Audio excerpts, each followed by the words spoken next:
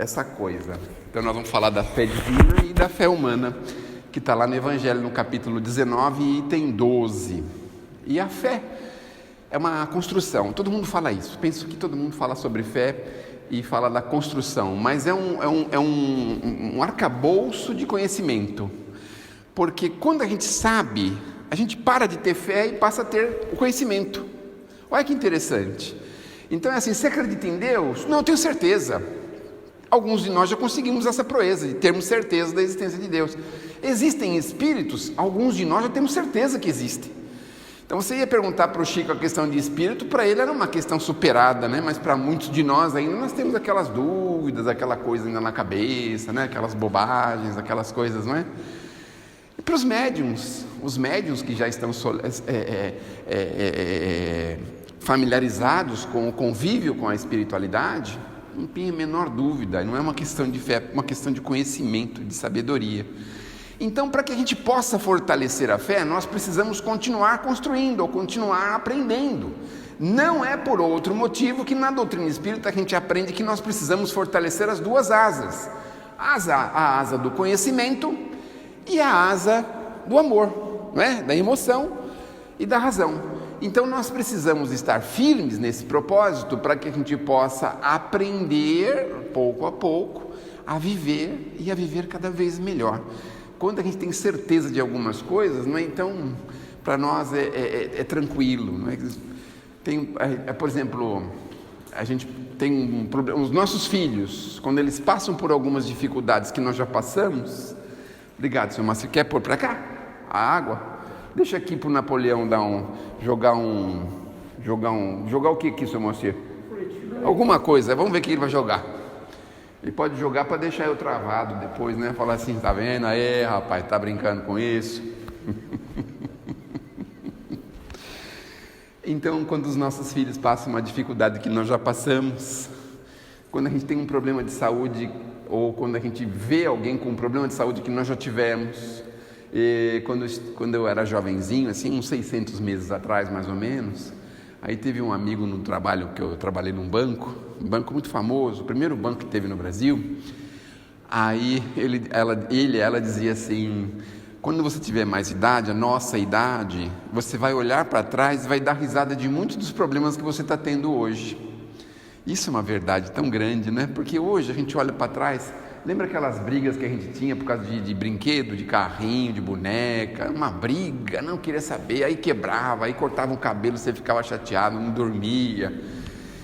Aqueles casos românticos que a gente tinha na escola, que a gente não dormia, não comia, só pensava naquilo o tempo inteiro, para cima e para baixo. Hoje a gente olha para trás e fala, ai, graças a Deus que eu não casei com ele, com ela, né? Graças a Deus, já pensou se a gente tivesse casado, estaria numa fria lascada, né? Porque depois de 20, 30 anos a gente vê a pessoa falar, ai, graças a Deus, meu Deus do céu. E hoje a gente vê assim, com certo humor, alguns problemas que nós vivemos, não é? Até pouco tempo atrás a gente via algumas cenas aí de 100 anos atrás, de 50 anos atrás, até com um pouco de anedota, não é? Algumas coisas que a gente vê, que as pessoas faziam, não é? Algum tipo de coisa assim curiosa, né? Então, devagarzinho nós precisamos continuar com essa proposta de continuar construindo, e a construção da fé está associada ao conhecimento. Os nossos benfeitores espirituais fazem uma força muito grande para trazer para a gente o maior cabedal de informação do plano espiritual, para que a gente vá desmistificando algumas coisas, desmistificando.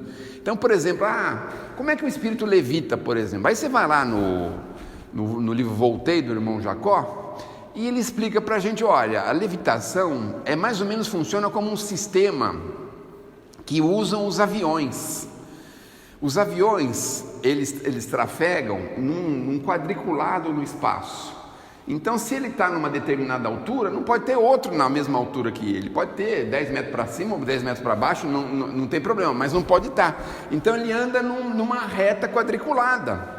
E o nosso irmão Jacó estava falando que o sistema é mais ou menos esse. Aí, como é que a gente chega na Terra? Ele falou, olha, você imagina você descer numa escada enorme, aí você desce e chega suavemente no primeiro degrau. É mais ou menos assim que eles fazem. Aí ele explica para a gente, olha, para você levitar com muita força, você precisa estar bem longe da crosta, porque na crosta não dá. Só espíritos muito avançados conseguem levitar facilmente na crosta. Então ele vai dando um cabedal de informações para a gente, assim, muito, muito interessante, que tem companheiros nossos espirituais trabalhando na instrução de espíritos atrasadíssimos, procurando convencer eles de serem menos maus, pelo menos isso, sabe assim, de ter um pouquinho mais de compaixão, ensinando para eles a compaixão, a caridade, o amor, mas de uma forma resumida, não é que nem a gente quer fazer com os nossos filhos, quer ensinar tudo para eles rápido, é assim, uma coisa lenta, gradual.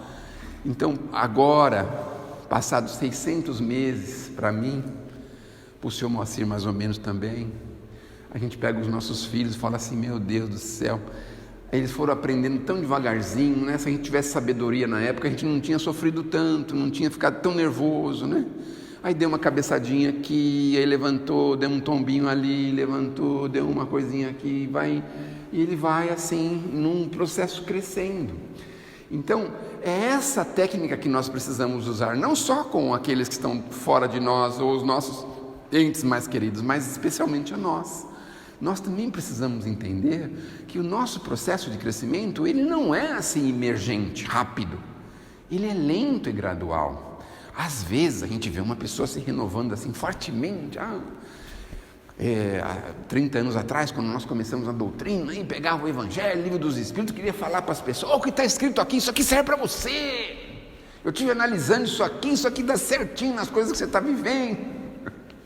E depois a gente vai pensando, não, tem que ser devagar, para abordar alguns assuntos, especialmente em família, tem que ser devagar, para falar com uma pessoa que esteja um pouco distante do conhecimento, do entendimento, ou do interesse religioso, tem que ser alguma coisa muito lenta, muito gradual. Vejam, a nossa doutrina tem 150 anos, isso não é nada. Veja o Evangelho do Cristo, são 2.000 anos, e nós estamos ainda escorregando, caindo, escorregando, caindo, levantando, escorregando, caindo, levantando, andando. É assim que nós vamos crescer e progredir.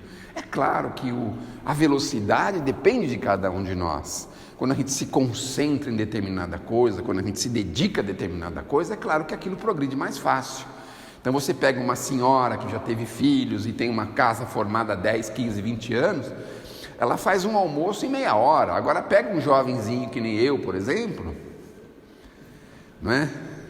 Que se for contar o tempo de fogão, deve dar uns 7, 8 anos só, né? Eu devo ter uns 8 anos de fogão, então tenho 60 de idade e 8 de fogão, quer dizer, não é nada, né? Aí você vai fazer um almoço, você fica o dia inteiro lá, picando cenoura, descascando batata, moendo alho, aí frita, aí passa do ponto, aí você vai corrigir, aí fica pior, aí você joga fora, faz de novo, é assim, não é a questão da experiência?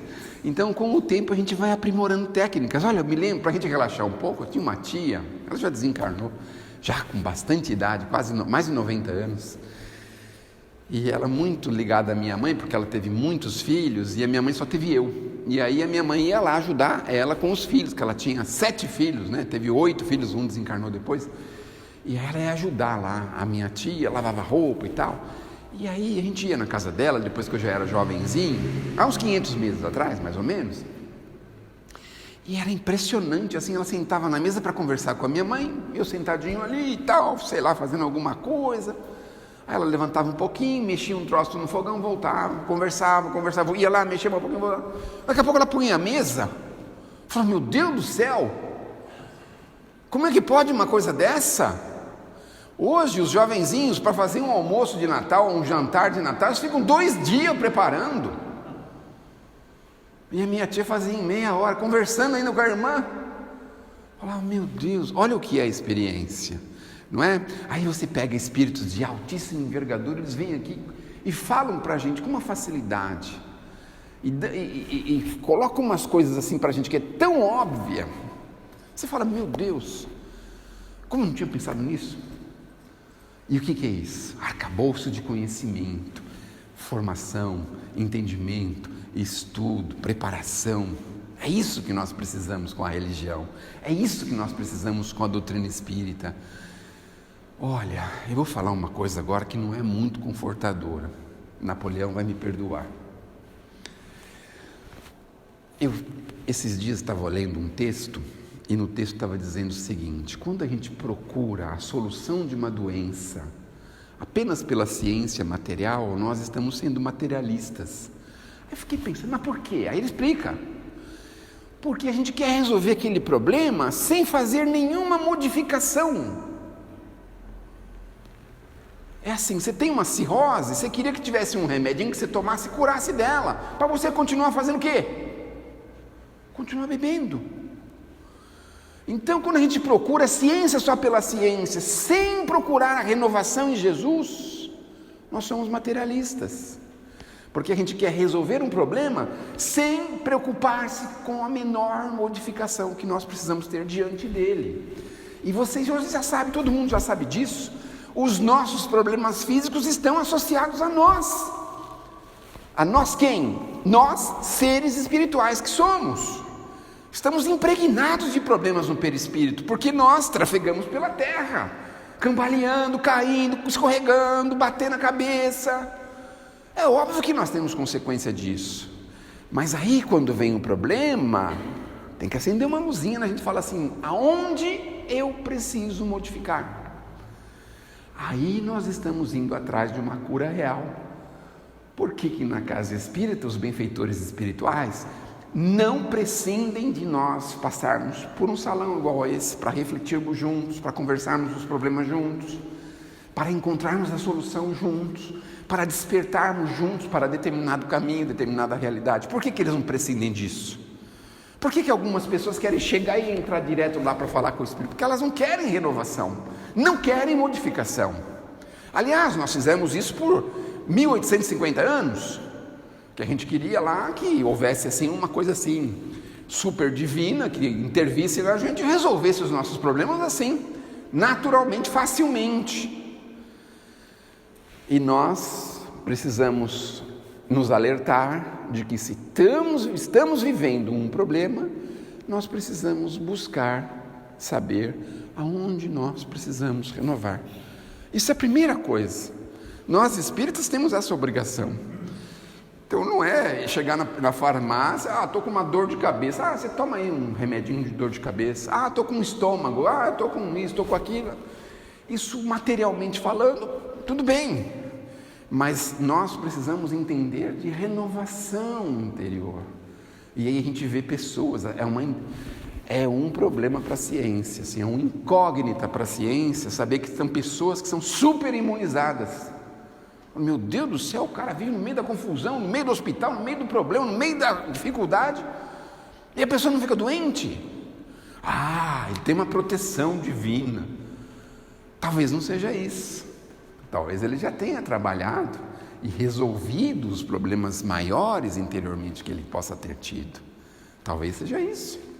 Olha aí a razão falando para a gente. Então, diante de qualquer problema, é preciso nós nos perguntarmos: aonde precisamos mudar? O que precisamos mudar? O que precisamos fazer? Os Espíritos dão uma dica muito simples para a gente, em vez de ficar questionando a encarnação inteira, não é? Porque às vezes a gente faz isso também, não é? A gente fica se questionando a encarnação inteira e nunca acha a solução. A gente sabe onde precisa renovar, mas a gente faz que não sabe. Eles falam assim: prática do bem, prática da caridade. Ajuda o seu irmão a se levantar, dá um apoio, dá um consolo, dá uma ajuda, faça o que você puder. Não precisa fazer nada que você não possa. Os Espíritos são categóricos em fazer isso para a gente. Não faça nada que você não possa, faça o que você puder. Não dá para fazer nada que a gente não pode. Faça o que você puder, vai nessa direção. E aí devagarzinho vem alguém soprando aqui, vem uma informaçãozinha dali, vem uma exposiçãozinha que a gente escuta aqui, vem um probleminha ali, vem uma situação ali, e a gente vai encontrando as formas de corrigir-se, de melhorar-se, de aprimorar-se. Então a ideia básica da fé é justamente essa: como nós temos que lidar com ela. Então é assim, parece fácil, não é? Por isso que a gente não consegue transmitir a fé para ninguém, porque é uma coisa pessoal, é pessoal e intransferível. Tem um lugar que eles escrevem isso, né? Isso é um documento pessoal, o RG, É um documento pessoal e intransferível, não é? Você vê que tem alguém que quer fazer um clone da gente, mas só no RG, no CPF, né? De vez em quando aparecem uns clones aí, né? Já existem os clones de documento faz tempo, de carro, de um monte de coisa, né? Mas a fé é pessoal e praticamente intransferível. O que a gente pode é contaminar os nossos irmãos de fé, fazer com que eles revejam de onde estão e o que podem fazer para alcançar. Porque a gente fica no fundinho da gente, dá uma coisinha, né? Quando a gente vê uma pessoa assim, que você percebe que ela já tem um cabedal de amor, de entendimento, você fica pensando, meu Deus.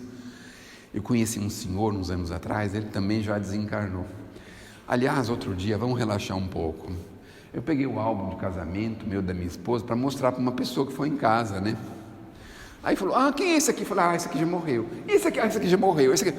40 pessoas que foram no meu casamento já morreram. Falei, meu Deus do céu. Ela falou, graças a Deus que eu não fui, né? Ainda bem, né? Você já pensou uma coisa dessa? Então, bom, mas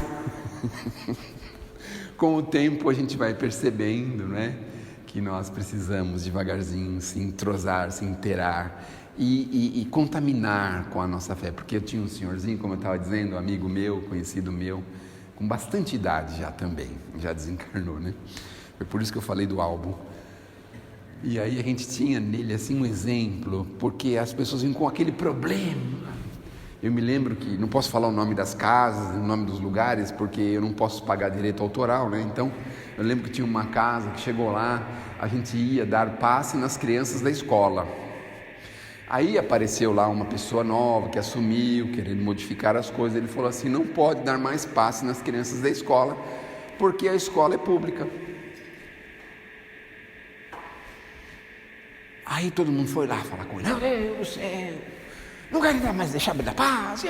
Aquele problema foi uma bomba atômica para os trabalhadores. Eu estou aqui há 30 anos fazendo isso, quem é ele para mudar? Ele falou, não gente, calma. A gente sabe o que é o passe? Sabe. Então faz o seguinte, a gente vai lá, na hora que eles estão no refeitório, a gente senta lá ao redor do refeitório e fica em prece, é a mesma coisa, dá o passe neles. Olha o exemplo que ele deu. Se já for na Egorina? Não, como assim? Na Egorina, você vai lá para tomar o passe. Já foi lá, senhor Marcinho? Nunca foi? Alguém já foi? A senhora já foi? Aí você entra na salinha, pode entrar naquela salinha, você entra na salinha lá, você fica sozinho. Não ia ninguém lá, dá o passe. Olha só. Então na Egorina já faziam isso, ela já fazia isso. Ela falou assim, quem dá o passe em vocês são os espíritos, somos nós. Então era o passe dos espíritos. Então você entrava na salinha, entra lá, fica em prece. Aí ia lá, abria, pode sair agora, sair. Então vejam, o cabedal, né? Então, acalmar-se diante das dificuldades. Agora, né, nos últimos 2 anos, aí teve gente que entrou num desespero, numa coisa terrível. Eu fico lembrando dele, falo, como é que ele ia resolver isso, né? Então ele sempre tinha aquela coisa certinha, aquela palavra certinha. Diante de situações, ele tinha um equilíbrio para lidar com situações. Era impressionante, um negócio assim, fora de série, muito bacana. E aí você pensa, o que é isso? O próprio Chico, né? O Chico, tão familiarizado com a gente, nós conhecemos ele, convivemos com ele, acho que a maioria de nós aqui tivemos alguns momentos com ele, não pessoalmente, mas a gente viu ele fazendo coisas, e você via assim o jeito dele lidar com as coisas, com os problemas, com as situações. Então você começa a perceber e falar, puxa vida, mas uma pessoa numa floresta, se o Sérgio for numa floresta, ele está morto, né? Porque ele, nem sei as coisas que pode comer na floresta. Quer dizer, as coisas que pode comer eu nem sei fazer. Imagine se eu vou saber o que pode pegar na floresta. Você vai comer folha de alguma coisa, você morre lá, come um troço lá venenoso e morre, né? Mas aí você pega uma pessoa preparada de floresta, para ele é tranquilo, tem uma faquinha na mão, ela corta. Vai chover, faz uma cabaninha, faz não sei o quê. Ele convive tranquilamente, sabe lidar com os bichos bravios. Quer dizer, o que é isso? Não é conhecimento? Então é assim, quando vem um boi lá para cima dele, ele pode ter a fé que for. Vamos relaxar mais um pouco agora, porque essa foi uma experiência que eu tive também, quase que eu morri. Aí estava lá um grupinho, de repente veio um touro lá, defendeu o curral dele lá. Aí ele veio rápido na nossa direção. Aí o moço que era do sítio falou: gente, pode ficar tranquilo, pode parar um pouco, fica tranquilo, deixa que eu cuido disso. Eu falei: meu Deus do céu, eu já estava pensando numa árvore, um poste, mas vai ter poste no meio do mato? Não tem, né? Sei lá, né? Ele simplesmente parou na frente do bicho e levantou os braços assim, ó. Só fez isso. O bicho deu uma brecada, rolou e saiu correndo de volta. Aí ele explicou para a gente: não, é porque a visão dele é diferente da nossa. Quando você abre os braços, ele não consegue saber, ele vê que é uma coisa, um vulto muito grande, e ele se atemoriza por isso. Aí eles falam: se nós não tivéssemos com esse homem, nós tínhamos morrido todo mundo, porque ele vinha para cima de todo mundo. E o que é isso? Aí você pega um benfeitor espiritual que chega aí no meio da confusão, da pandemia, e está sossegadão lá, né? Entra lá no meio das confusão e tudo, e já sabe. Sei lá, mastiga a folha de hortelã, sei lá, eu estou só falando em tom de brincadeira, né? Mas mastiga a folha de hortelã que você está tranquilo, não tem problema nenhum. Vamos imaginar, né? Então, o que é isso? Conhecimento, entendimento. E nós podemos fazer isso com a nossa fé. Conhecermos, aprendermos, aprimorarmos, porque aí as coisas ficam tão mais fáceis, mas tão mais fáceis, quando você já sabe de onde veio, já sabe o que está fazendo aqui, já sabe para onde vai, fica tão mais fácil da gente viver, não fica? Fica uma belezinha de viver quando é assim, porque a gente consegue viver mais tranquilos, mais calmos. Pegou fogo na caixa d'água, não tem problema. Agora é uma oportunidade para a gente trocar a caixa d'água por uma caixa de metal, porque aí o sol vai esquentar e vamos ter água quente. Quer dizer, a pessoa tem umas coisas assim que você não sabe, né? Como lidar com umas coisas assim, né? Então, fica muito mais fácil. Aí o filho faz uma malcriação, por exemplo. Eu ainda estou estudando sobre isso, né? Então vou falar só o que eu lembro do que eu estou estudando, né? Aí você respira fundo, né? Conta até 1000, toma 2 ou 3 litros de água, aí você se acalma, né? Mas tem gente que o filho faz uma malcriação, ele nem quer saber, ele responde com uma brincadeira. E nem se preocupa, nem se acalma, nem se abala, nem se aborrece. Não é assim? Alguém faz uma malcriação para a gente na rua? Nós que já temos mais de 500 meses, era muito comum você ir para a escola, era narigudo, pernudo, cabeçudo, orelhudo, japonês, negão, era tudo isso. A gente aprendia a conviver com isso. Dá importância? Não dava importância. Talvez no começo, mas aí a gente foi percebendo que não adiantava nada, então era até pior. Aí a gente convivia tranquilamente com os amigos. Tem amigo da gente que chama a gente até hoje desses nomes: cabeção, testão, orelhudo, sei lá, essas coisas. Não é? E hoje a gente fica assim: nossa, uma malcriaçãozinha qualquer, a pessoa fica. Aí vai para o hospital, tem que tomar calmante, entra em depressão. Agora tudo é depressão, muita depressão. É deprimido. Vai na casa espírita, quem sabe o Napoleão resolve. Eu tenho a sensação de que ele tinha vontade de ter uma cinta e ter uma mão materializada. Eu vou resolver a sua depressão agora. E chilape na gente. Vai procurar o que fazer, que isso, trabalhar um pouco, se ativar, tomar banho frio. Em tom de brincadeira, é claro que tem casos muito graves, mas eu digo assim, essas coisinhas que hoje atrapalham. Hoje, né, a gente vê os nossos jovenzinhos atrapalhados, porque um falou, porque fez, porque aconteceu, umas bobagens. Quando a gente tem força de fé, quando a gente sabe que nós temos essa capacidade. O medo é uma outra coisa que também aprisiona a gente, não é? Tem medo de pegar ônibus, tem medo de pegar táxi, tem medo de andar no carro sozinho, tem medo de andar no carro com muita gente, tem medo de chegar em casa, tem medo de sair de casa. Tem medo de ligar o fogão. Tem tanto medo, né? Aí você fala: meu Deus do céu. Medo de andar de elevador, medo de subir escada rolante. Eu tinha uma sogra que ela era assim, não subia escada rolante, tinha 300 degraus, mas ela ia nos degrauzinhos. E o pior não era isso, ela mandava ir com ela porque ela não andava muito bem, eu tinha que carregar ela, andar com ela assim. Então, aí tem todos esses medos. E hoje está surgindo um novo medo, né? Qual que é o novo medo? É igual aos outros. Medo de contaminar, medo de ir para o hospital, medo de desencarnar, medo de não ter hospital, não ter cama, não ter respirador, não ter isso, não ter aquilo. Tem medo de tanta coisa, meu Deus do céu. Olha só, tanto medo, né? Então quando a gente conhece, sabe, o medinho vai dissolvendo e a gente fala, não tem necessidade, porque eu sei, nosso Pai sabe o que faz e sabe com quem faz. Então, se nós temos que passar por dificuldades, vejam nos últimos meses algumas pessoas que tiveram que desencarnar de uma forma tão diferente, não é? Quem podia imaginar que ia cair uma pedra que está há 5.000 anos presa lá? Quem podia imaginar? E a pessoa ia estar lá bem naquela hora. Quem podia imaginar? Não é? Então quer dizer que ninguém mais vai poder ir lá, porque pode cair a qualquer momento? Pode ser que a próxima caia só daqui a 2-3 mil anos. Que Deus nos abençoe, que Jesus nos ilumine. Fé, força, conhecimento, entendimento. Aproveitemos as experiências, porque isso faz a gente forte. E o forte não é de irmos para a briga, não. O forte é de sabermos enfrentar as agruras com altivez, com serenidade, com bom ânimo, com alegria.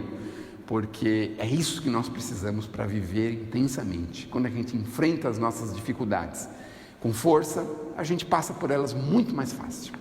Que Deus nos abençoe, que Jesus nos ilumine e que possamos sair daqui melhores do que chegamos. Olha, não sei o que o Napoleão reserva para mim nessa água aí, mas não tem problema. Se precisar, eu aguento, tá bom? Se precisar, eu aguento. Vamos lá, Samuel. Obrigado.